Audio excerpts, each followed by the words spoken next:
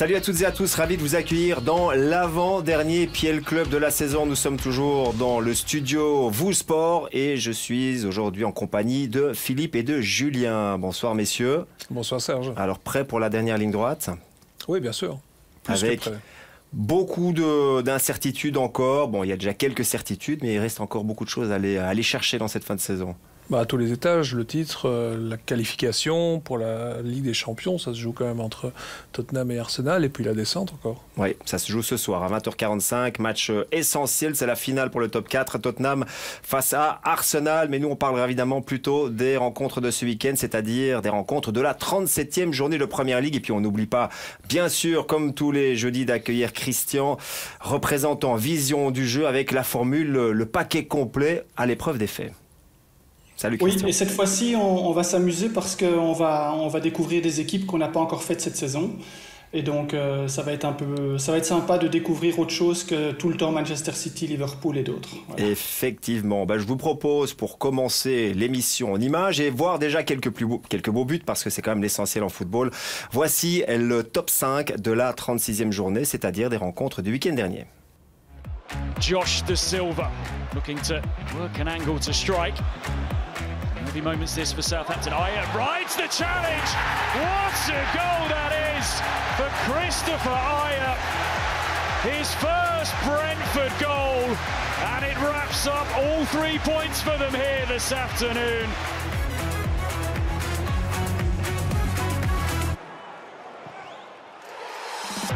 The shot comes in.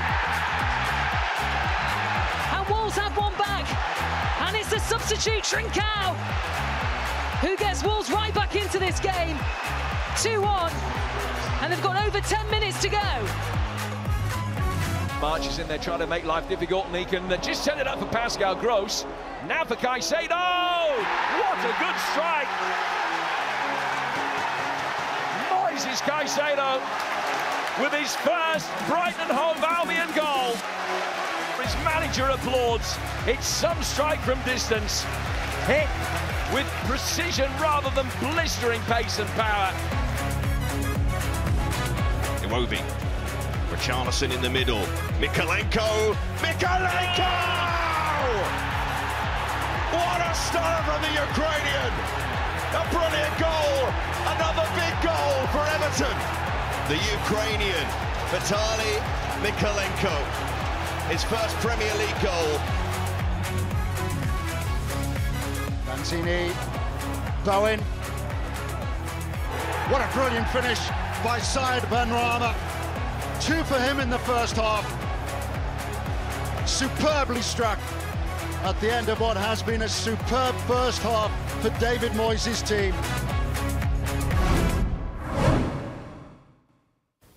On est un petit peu dans la thématique de l'émission parce qu'on n'a pas eu de buteur ni de Liverpool ni de Manchester City, ni des grosses cylindrées de la Première Ligue le week-end dernier, mais on a quand même eu quelques très beaux buts. Le bilan, après 36 journées, on commence à rattraper le retard, le nombre important de matchs qui avaient dû être reportés. Là, on est à 357, donc il y en aura encore la semaine prochaine. Pour finir, évidemment, le 22 mai, ce sera la dernière journée. Tous les clubs joueront en même temps et là, ce sera complet. On aura nos 380 matchs. On voit quand même que Mo Salah, même s'il marque moins ces dernières semaines, est toujours en tête du classement des buteurs et du classement des meilleurs passeurs. Messieurs, je vous propose d'évoquer immédiatement la course au titre.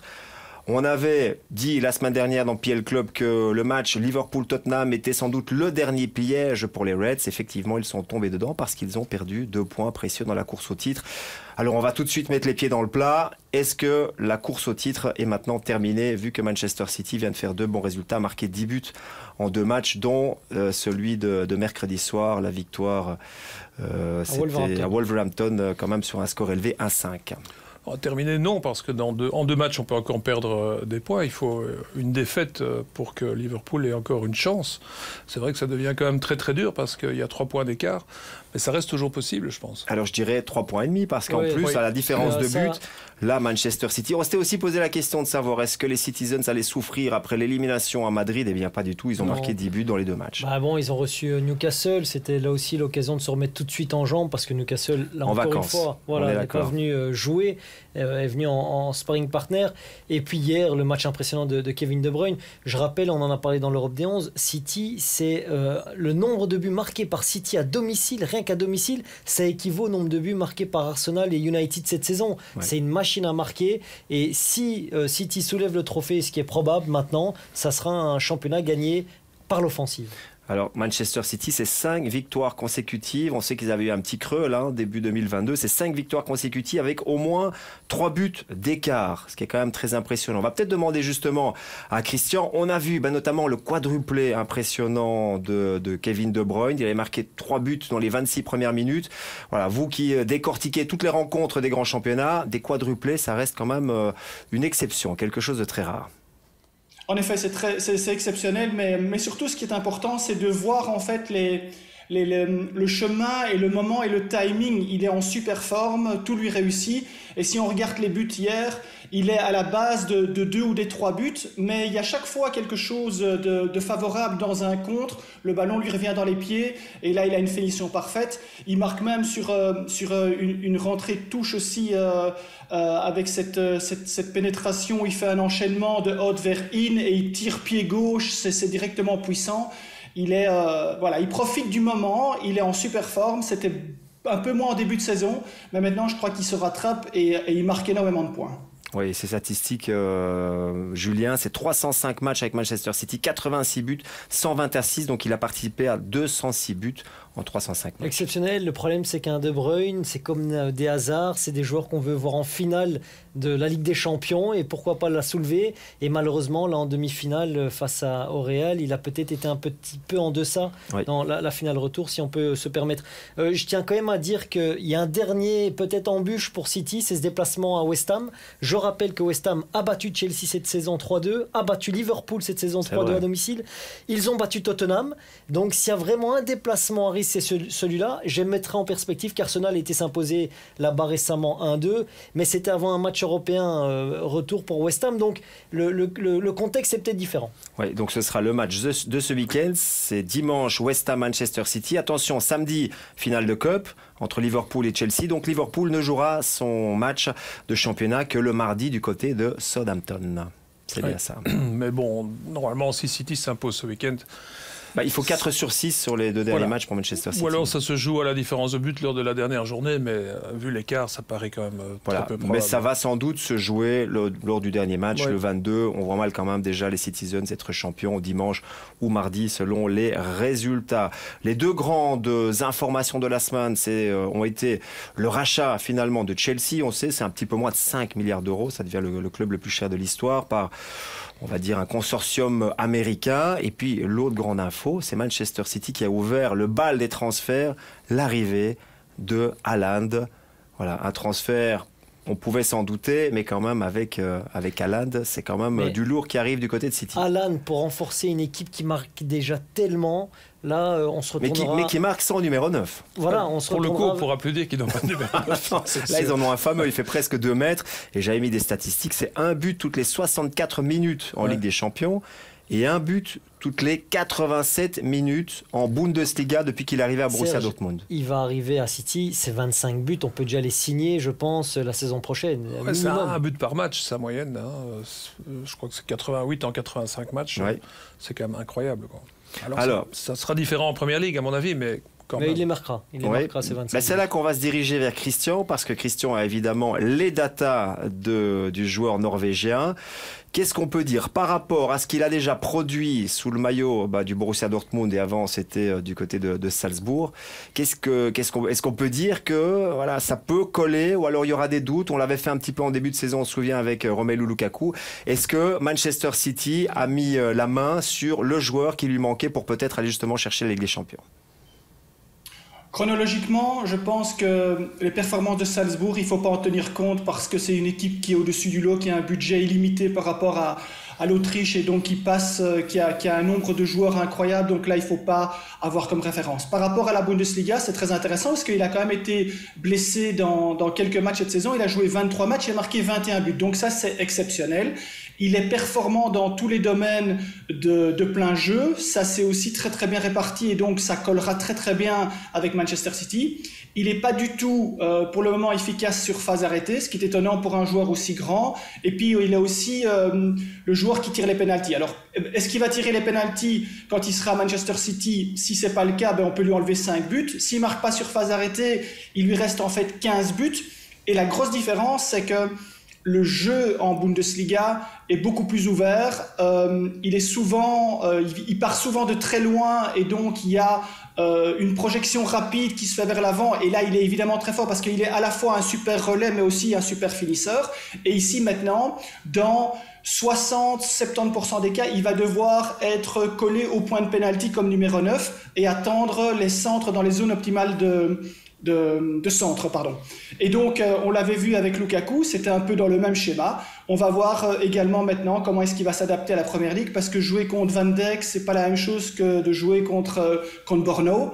Et donc, on va voir s'il va s'adapter aussi rapidement et avoir la même efficacité. Et puis il y a un petit aspect psychologique aussi, parce qu'il est né à Leeds quand même. Hein. Ouais. Son père a joué à Nottingham Forest et à Leeds aussi. Et à Manchester City. Son père a porté le maillot, donc il y avait quand même une relation émotionnelle. Ça va lui donner une pression un peu différente de ce qu'il a connu jusqu'à présent, je crois. C'est intéressant le parallèle avec Lukaku, parce que hier par exemple Lukaku a fait un très bon match dans le déplacement de Chelsea à Leeds, et pour une fois les joueurs offensifs ont joué un petit peu pour lui, c'est-à-dire qu'ils le recherchaient. Mieux vaut tard que jamais, voilà, il y a encore la finale à jouer samedi notamment. Voilà, ça veut dire qu'il y a vraiment peut-être une prise de conscience de ses équipiers, ou peut-être de Tuchel, mais voilà, si KDB on lui dit tu dois alimenter les 16 mètres et Haaland, il marquera pas 25 mais 30 buts, c'est certain. En tout cas, c'était un super transfert pour la Première Ligue. Et, un super salaire aussi. Hein. Et un super salaire. On parle de 400 000 livres par semaine. Mais bon, voilà. Moi, j'ai lu 270. C'est vrai. Ouais. Voilà, moi, c'était d'une source quand même assez bien informée qui disait qu'il sera à la hauteur d'un De Bruyne. Ce serait donc 400 000 livres par semaine. Mais bon, on va dire que c'est un détail dans le cas qui nous concerne. En tout cas, c'est une bonne affaire. Hein, parce que je pense que la clause de départ, c'était plus ou moins 70 millions d'euros. Il vaut sans doute beaucoup plus sur le marché actuel. Mais on va avoir un été en termes de mercato qui risque d'être assez chaud du côté de la Première Ligue. Allez, on ferme ce chapitre de la course au titre avec les deux rencontres donc de Liverpool et de Manchester City du week-end, et on va s'intéresser plutôt au maintien, et on commence avec le premier match du week-end, c'est celui de dimanche 13h, Tottenham-Burnley. On en parle après ceci.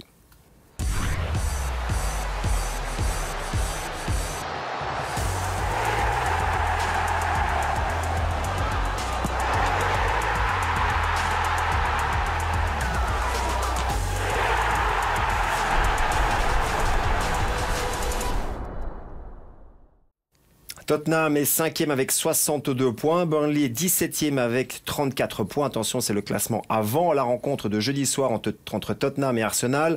On a beaucoup parlé lors des 2 dernières émissions de Tottenham et d'Arsenal, la course au top 4. On sait que ça pourrait déjà être fait ce jeudi soir si Arsenal l'emporte du côté du Tottenham Hotspur Stadium. Donc on va laisser un petit peu la course au top 4 de côté pour s'intéresser à Burnley et cette fin de saison tout à fait incroyable, parce que franchement, il y a 4-5 semaines, on pensait d'ailleurs que Burnley allait descendre avec notamment le départ de Sean Dyche, mais depuis, il y a eu une véritable remontada de la part des Clarets.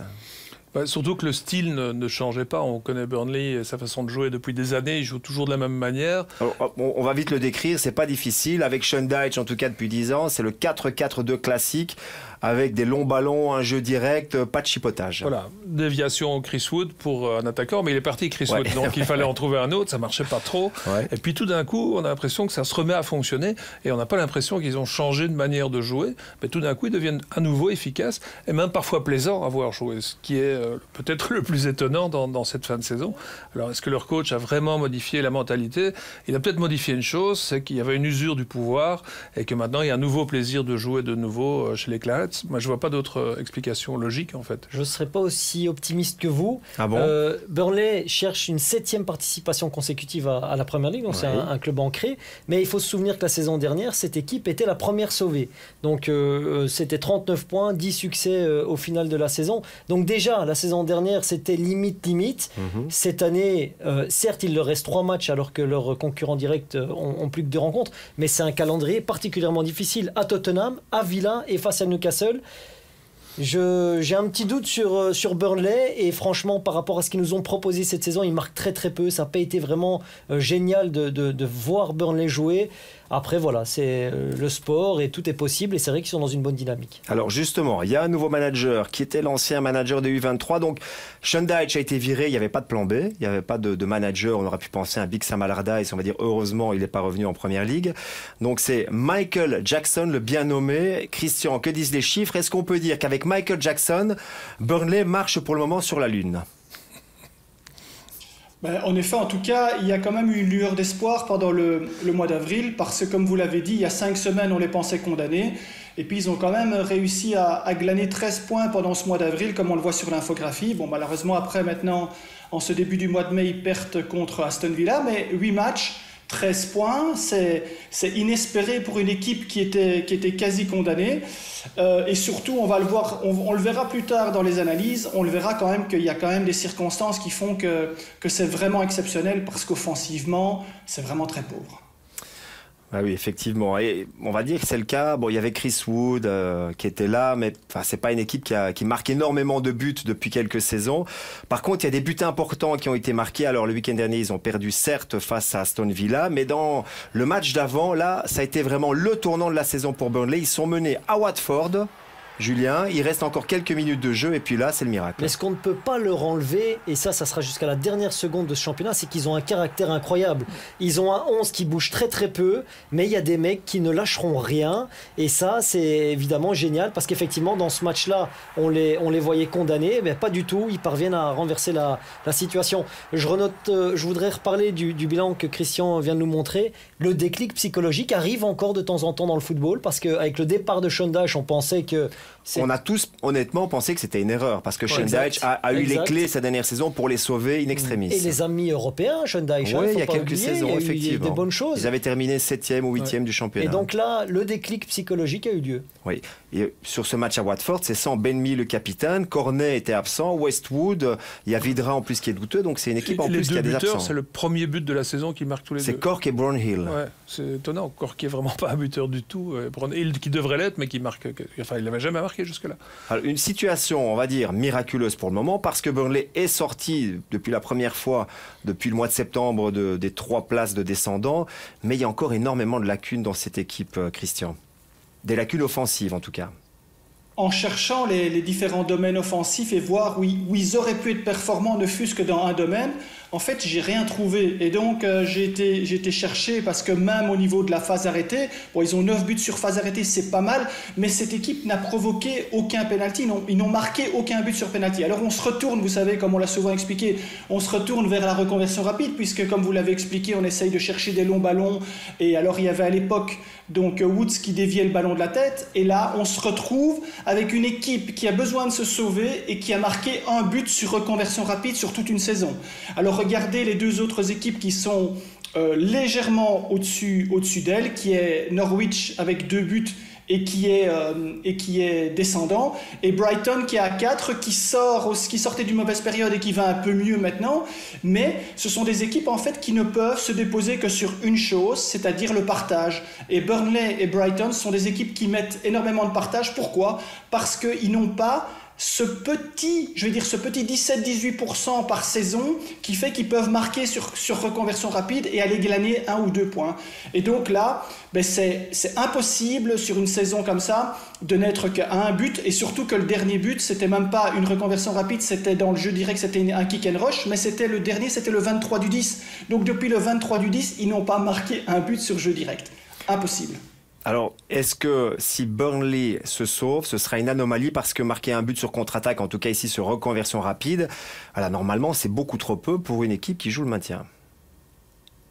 Ah oui, vous vous souvenez, les équipes qui s'en sortent comme Southampton ou comme Crystal Palace, ce sont des équipes en fait qui sont dans du même acabit qu'une équipe comme Burnley. Ils sont un tout petit peu plus forts, mais ces équipes-là ne sont pas bonnes dans pratiquement tous les domaines, à l'exception de la phase arrêtée et de la reconversion rapide de plein jeu. Et ça leur donne évidemment beaucoup d'air. Et même regardez, si Southampton n'avait pas eu la phase arrêtée cette saison, ils sont en grosse difficulté dans cette dernière partie de saison.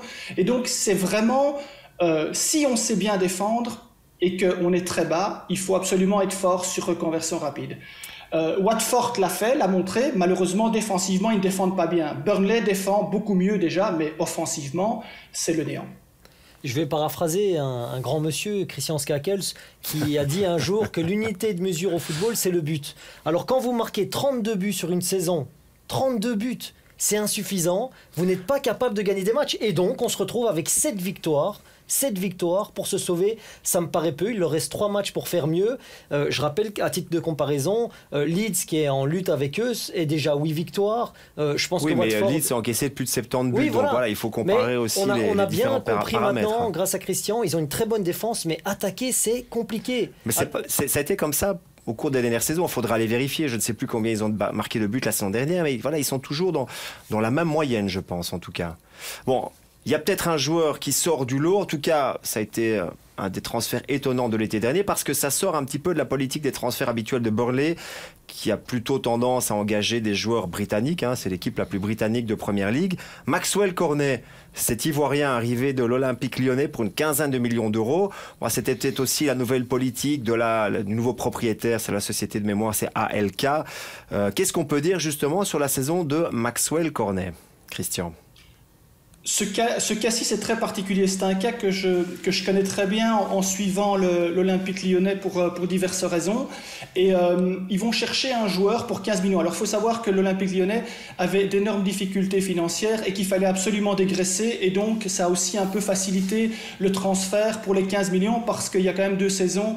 Il était coté à 21 ou 22 millions pour aller au FC Séville. Donc, c'était un peu c'était un peu les soldes. Là, c'est très, très intéressant parce que c'est un joueur qui a joué dans les dernières saisons, il a joué défenseur latéral gauche à Lyon. Je ne sais pas si vous écoutez ce que je dis, mais et il est propulsé pour sauver une équipe en étant un attaquant, et notamment un attaquant de pointe, ou un ailier, et généralement plus sur le flanc droit. Et donc on observe ses buts. Il a marqué des buts exceptionnels, il a marqué un coup franc direct, il a marqué une volée, il a marqué une demi-volée, il a marqué vraiment des buts de haut niveau. Je pense que la qualité de ses buts sont un peu surévalués et donc il a quand même permis de faire souffler cette équipe parce que si on enlève Maxwell Cornet qui vient dans des conditions un peu spéciales avec un poste spécial dans un club un peu spécial, eh bien cette équipe aurait déjà été condamnée depuis longtemps. Et ça a fait du bien. Et le gars qui a eu le bon flair et la bonne idée de le faire venir, eh bien, je dis quand même, c'est un beau coup de poker qui a bien réussi, je pense. Effectivement, on va voir. Son dernier but, c'était le week-end dernier, même si Burnley a été défait par Aston Villa. Il a marqué donc son 8e but de la saison. Il avait marqué 4 buts quand même sur les 6 premières journées, donc ça avait vraiment bien commencé. Puis des petits pépins physiques aussi pour Maxwell Cornet. Mais voilà, le casting était étonnant, mais finalement, il est bon. Oui, et ce qui était étonnant aussi dans la saison, c'est que on l'a vu très vite meilleur buteur de l'équipe. Et puis quand on faisait un match de Burnley, il n'était pas titulaire. Parce qu'il a que 50% de temps de jeu, je crois, sur la saison. Ouais. Donc c'est un peu incompréhensible aussi. Ils ont un joueur qui marque des buts. Et on dit, non, on ne va pas le mettre tout le temps titulaire parce qu'on ne va pas en marquer trop non plus. Trop, ouais. Bon, en tout cas, là, s'il est prêt à jouer ce week-end, il sera titulaire parce qu'il est monté au jeu dans ce match-là, mais il a encore prouvé que c'est celui qui trouve le plus facilement quand même le chemin défilé. Il y a eu l'arrivée de Weghorst, cet attaquant néerlandais, un grand costaud qui était là aussi sans doute pour dévier les ballons de la tête. Voilà, c'est pour le moment. Il est plus dans l'ADN de Burnley. Oui. Et Maxwell Cornet, pas du tout en fait. Et justement, on va dire que c'est le bonus pour cette équipe d'avoir un joueur qui est totalement différent du profil des autres. Weghorst, ils l'ont pris, c'est le portrait robot de Wood qu'ils avaient perdu parti à Newcastle. Donc effectivement, je suis curieux de voir s'ils peuvent marquer. En tout cas, marquer à Tottenham, ça va pas être simple, mais rien n'est impossible dans cette fin de saison. Ouais, effectivement, donc c'est Tottenham face à Burnley. Attention, coup d'envoi 13h dimanche. Ce sera le match que vous pourrez aussi vivre sur Divertissez-vous. On passe à l'autre affiche. Bon, affiche entre guillemets, c'est Everton-Brentford et on va continuer à parler du maintien. C'est parti.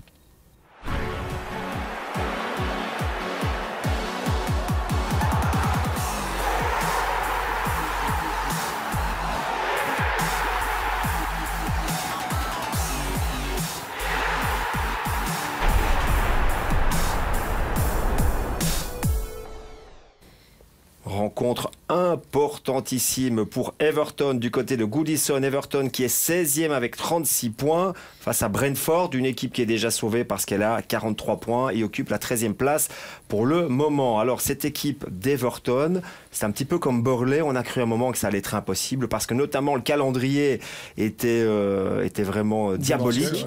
Ouais. Et c'est dans ces matchs-là qu'ils ont pris le maximum exactement, avec, je vous propose de voir les buts. La victoire face à Chelsea et puis la victoire le week-end dernier à Leicester. Il y a eu aussi une victoire face à Manchester United juste avant, devant un public fantastique parce qu'on peut dire qu'Everton a eu des matchs très compliqués, notamment à domicile cette saison, mais que le public ne les a jamais lâchés, les Toffees.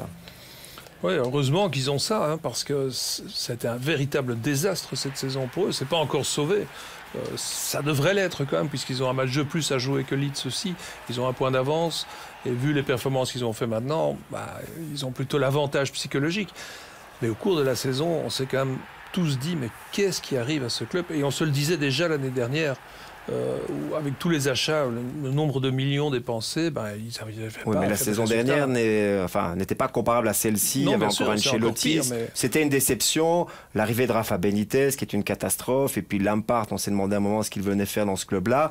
Et finalement, on a l'impression qu'il a un petit peu changé son approche. Frank Lampard, il était plutôt dans ce qu'il voulait faire avec Chelsea, c'est-à-dire un football dominant, entre guillemets, bien sûr. Et là, il s'est un petit peu adapté. C'est plus défensif, c'est un jeu plus direct. Mais ça fonctionne. La preuve hier, ils ont grappillé 0-0. Un petit point à Watford. Alors évidemment, les supporters des Toffees s'attendaient à aller chercher une victoire, vu que Watford est d'ores et déjà relégué. Mais au moins, ils n'encaissent pas. Ils restent dans cette dynamique positive. Un deuxième déplacement, après la victoire à Leicester, un deuxième déplacement sans défaite. Donc c'est 11 positif. points sur 15 dans 5 matchs qui paraissaient vraiment très compliqués pour les Toffees. Et un calendrier qui les verra jouer donc Brentford face à Palace et à Arsenal pour la dernière, pour fêter peut-être le maintien. Toujours est-il, c'est clair que cette équipe n'a pas le droit. 1955, ce club est un club historique de la première division anglaise. Ce club n'a pas le droit de quitter la première ligue. Et avec un public pareil, ce serait quand même en plus une catastrophe. Christian, une équipe d'Everton qui prend des points, mais qui a, elle aussi, on a parlé de Burnley il y a quelques minutes, qui a énormément de lacunes, notamment au niveau de l'efficacité offensive. Il y a Richarlison qui vient souvent colmater les brèches, mais dans l'ensemble, c'est quand même une saison compliquée au niveau offensif pour les Toffees. On en a déjà discuté dans une émission précédente. Je pense que Benitez a détruit complètement ce que Ancelotti avait mis en place, c'est-à-dire l'utilisation de la phase arrêtée, l'utilisation du centre où ils étaient une des meilleures équipes, l'utilisation du jeu de tête avec Calvert-Lewin, la connexion entre Calvert-Lewin et Richarlison. Regardez, voilà, c'est le bilan des buts marqués sur 100 de cette saison, c'est-à-dire c'est 56% de moins que la saison passée, c'est-à-dire que l'année passée ils avaient marqué 18 buts sur centre pour une équipe comme Everton, c'était exceptionnel, ils avaient vraiment une identité de jeu, et voilà, ils se retrouvent à la hauteur de Manchester United et de Southampton, deux équipes qui ne vont pas bien non plus, donc on se prive d'un des atouts les plus importants du football pour pouvoir marquer et être efficace offensivement, c'est-à-dire l'utilisation du centre. 8 buts sur toute une saison, sur 36 matchs, c'est-à-dire on marque un centre tous les 4 ou les 5 matchs, c'est impossible, c'est aller contre son ADN et c'est se priver d'une option incroyable pour pouvoir emmagasiner des buts. C'est tout à fait fou ce que Christian nous montre, parce que c'est la preuve encore une fois que dans le monde du football est un monde à part. Les dirigeants d'une société verraient leur bon chiffre d'une année, ils continueraient la même recette que la saison précédente. Dans le football, vous pouvez tout changer, et il n'y a aucun dirigeant qui est là pour dire « Attends, Coco, la saison passée, on était très bon sur 100 entreprises de la tête, et cette année, tu veux changer la dynamique. » Je rappelle que ce club, et moi j'ai envie qu'Everton se maintienne, mais par contre, quand je vois la gestion du club sur les dernières saisons, Bruno Taverne en parlait récemment, le club a dépensé 639 millions de pounds depuis 2016, c'est plus que Liverpool. Avec une série de joueurs à plus 25 millions de livres, une série incroyable qu'on ne voit presque plus. Ils viennent tous de Barcelone. Mina, 30 millions, Digne, 20 millions, André Gomez, 25 millions. Donc là, il y a eu un truc entre Barcelone et Everton, peut-être vaut mieux pas savoir. Et alors, en terminant sur la gestion de ce club, où sont les Dele Alli qui ont été achetés là, pour renforcer l'équipe, qui joue très peu, Van de Beek, El Ghazi, et c'est le Paul Calvert-Lewin, alors beaucoup blessé certes, qui a 3 buts cette saison. c'est en termes de gestion de club, de l'aspect sportif, mais surtout de la direction qui doit à un moment donner un sens à ce club, c'est lamentable. Oui, il y a eu pas mal de départs aussi dans les postes au niveau de la direction. Et puis le recrutement de Benitez, si on sait que Benitez n'est pas un entraîneur qui va utiliser le centre... Non, mais déjà, c'est l'ancien entraîneur de Liverpool, donc là déjà, il y avait une erreur de casting. Voilà, il y avait ça en plus. James Rodriguez qui immédiatement est parti. Ça veut dire, comme Julien le disait, c'est qu'il y a un problème au niveau du recrutement, au niveau de la direction. La gestion, tout simplement. Oui, et puis il y avait le sponsor russe aussi, avec les ennuis que ça a provoqué. Mais... Bon, ça, on ne pouvait pas le savoir au début de saison. Non, bien sûr, mais quand ces gens-là rentrent dans un club, je pense qu'ils veulent avoir leur mot à dire. Et le problème peut être là, c'est que l'argent fait en sorte qu'on donne autorité à des gens qui n'ont aucune compétence, en fait. Exact. Et là, on ruine un club comme Everton qui a une histoire pareille, et ça peut arriver à n'importe quel club. Heureusement, on ne le voit pas trop souvent, mais à mon avis, l'explication, elle est là. Ce n'est pas la qualité des joueurs, c'est l'absence de cohésion dans le recrutement et c'est la non-connaissance des gens qui prennent les décisions. Oui, parce qu'il n'y a pas que les joueurs de Barcelone qui sont arrivés, il y a eu les défenseurs aussi, Yakin et les autres notamment qui ont été achetés quand même pour des grosses sommes. Alors, opération sauvetage menée par Frank Lampard, lui aussi, il joue son avenir. Parce que s'il se maintient, ça va être le héros, mais si Everton descend, je pense que sa carrière, elle aura du mal à se continuer en première ligue. Ouais, c'est un énorme risque qu'il a pris, mais il faut l'admirer d'une certaine manière, parce qu'il l'a pris. C'était peut-être sa seule porte d'entrée en première ligue cette saison. Peut-être qu'il est un peu fou de le faire, mais s'il réussit, il sera un héros. Dans un club qu'il n'a jamais adoré non plus. C'est quand même paradoxal, le football, tout parfois. À fait. Alors, il y a une chose qui est quand même difficile à gérer pour n'importe quel manager, du plus moyen au meilleur, ce sont les erreurs individuelles flagrantes. Comment pouvoir gérer justement ça dans un capital équipe, Christian ? Ça s'est amélioré dans les dernières semaines, comme Julien l'expliquait, et que défensivement, il y a eu une réorientation et un travail qui a été fait, et donc ça se remarque un peu, mais ils sont surtout victimes en fait de ce qu'ils ont fait pendant toute une saison. C'est une équipe qui a encaissé 56 buts, il y en a 14 sur erreur individuelle. Alors il n'y a que Watford qui est descendant avec 15 et 17 de la part de Manchester United où on va passer, on a déjà expliqué largement toutes les erreurs et les mises en place défensives, mais ça c'est quelque chose qui est quelque chose qui est inadmissible. On ne peut pas avoir une équipe, je crois qu'ils ont encaissé entre 4 ou 5 buts contre leur camp. Pickford qui a fait d'énormes progrès ces dernières semaines, mais il est passé à travers des matchs où il a encaissé des buts mais vraiment incroyables. Je crois que c'est Keane qui a marqué 2 ou 3 fois contre son camp. Ça évidemment combiné à une inefficacité offensive, ajouter les erreurs individuelles défensives flagrantes, on se retrouve avec une situation où on frôle la relégation.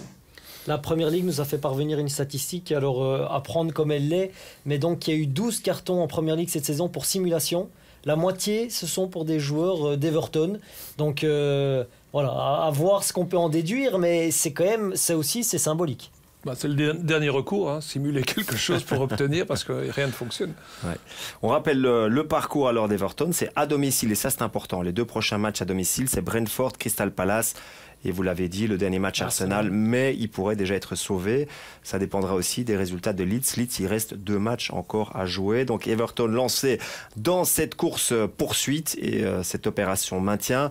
On va maintenant quand même parler un petit peu de Brentford et on va notamment, parce que Christian, il aime bien mettre le doigt sur des choses évidemment un petit peu spécifiques, mais aussi différentes, qui sortent, on va dire, des habitudes du football. Et là, je vous propose de voir 4 buts marqués cette saison par Brentford.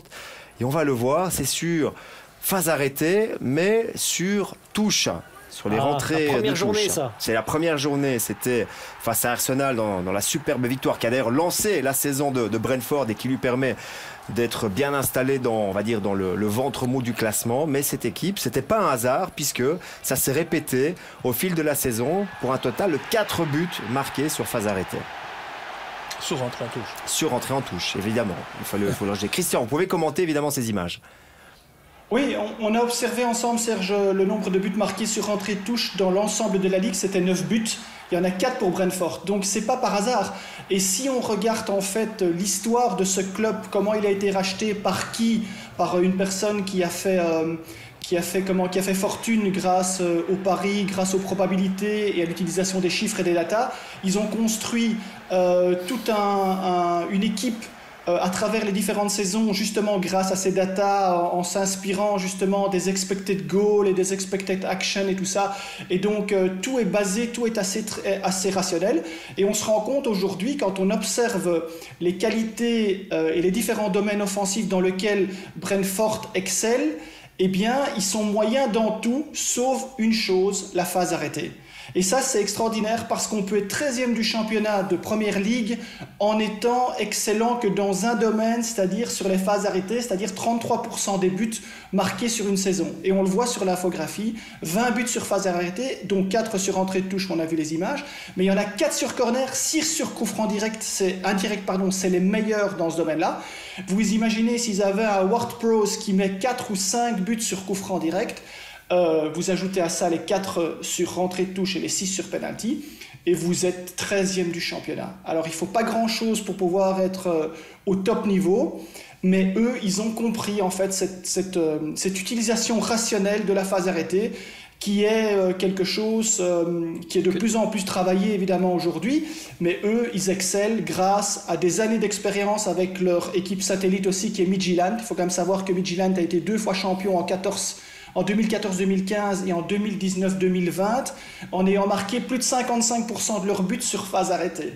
Donc c'est pas quelque chose qui est le fruit du hasard, comme on a pu se poser souvent la question avec Arsenal. Là, c'est vraiment quelque chose de travaillé et ils sont efficaces. Bravo à eux. Pour rebondir sur la direction de Brentford, j'ignorais que c'était ce genre-là, mais il y a quelque chose qu'on doit souligner, et c'est en perspective avec ce qu'on vient de dire justement sur Everton. Au mois de janvier-février, ils font 8 défaites en 9 matchs. Tous les clubs virent le coach, tous. Ouais. D'ailleurs, en bas de tableau, ils ont tous viré leur coach, si pas 3 fois comme Watford.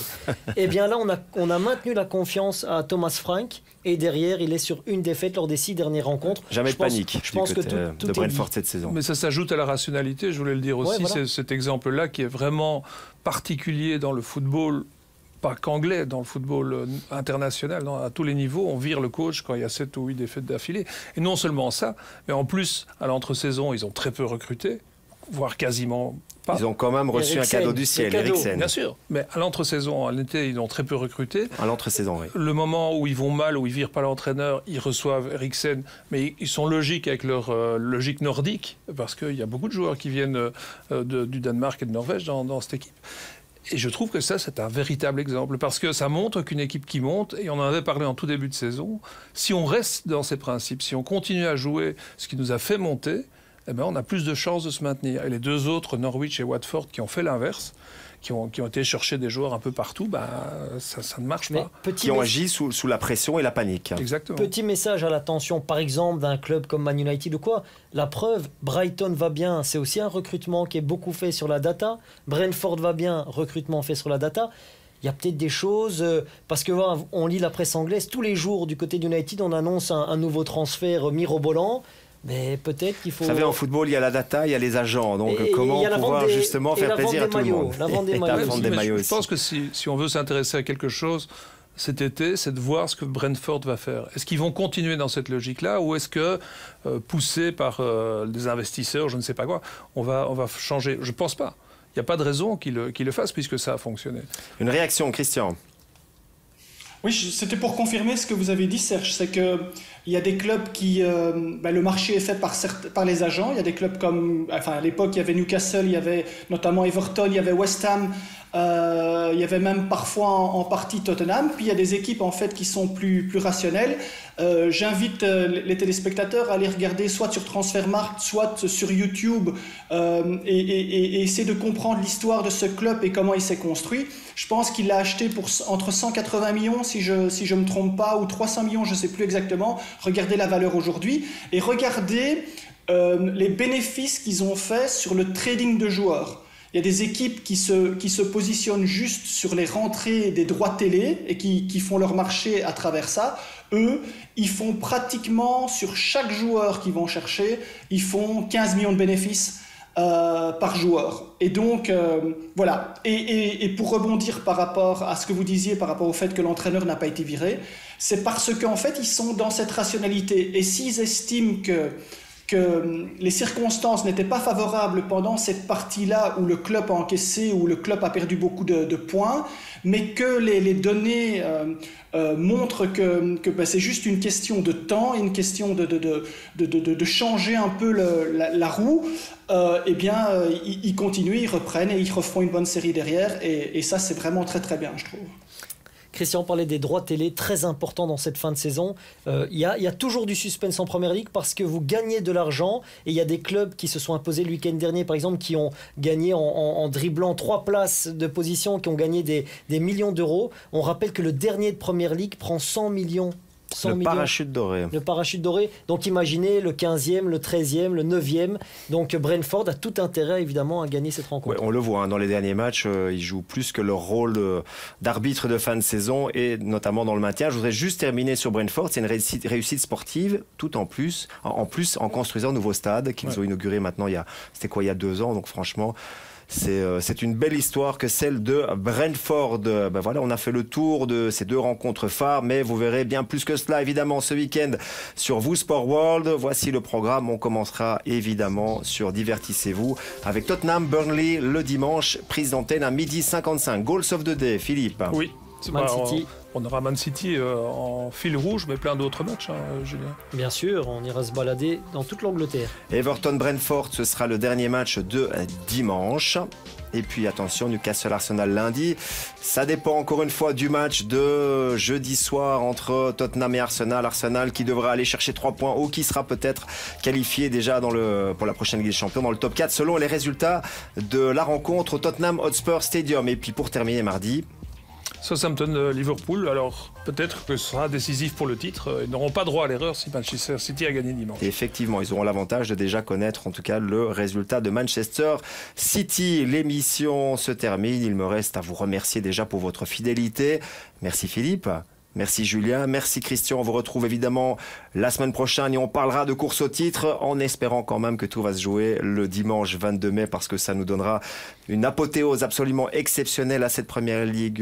Julien, on a mis de côté une petite séquence pour terminer l'émission. Comme chaque semaine, mais celle-ci vous est dédiée parce que c'est les plus beaux gestes techniques du mois d'avril et on sait que vous êtes un amoureux du beau geste. Je suis curieux de voir qui... on n'est pas tous pareils. Moi, parfois, un beau tacle me suffit, mais vous, il vous faut quelque chose en plus. Ah, si ça peut... Joga bonito, hein, c'est pas à vous que je veux le dire. Effectivement. Allez, on se retrouve la semaine prochaine. Passez un excellent week-end avec la Première Ligue sur vous Sport World et sur Divertissez-vous et à bientôt. Bye bye. Coming at me fast and hypercritical. I cannot relax, I'm making visuals. Coming in, I'm back to back, my vision grew. Here I go. It's time to go and make some plays. I just made the juke to shake and bake. Better go and check the film, adjust your game. Finna hit the chest, they gon' respect the aim, yeah. Tighten your grip. Come with the fake and I shoot from the hip. I got a million reasons I could've gave up, but I promise that I never quit. Grind is legit. I got some bills and a family depending on me to go in. Skip a new friend, cause all my circle is working to help us to burden the enemy sending the 10. I had to tell them again what I meant. They never listen, they like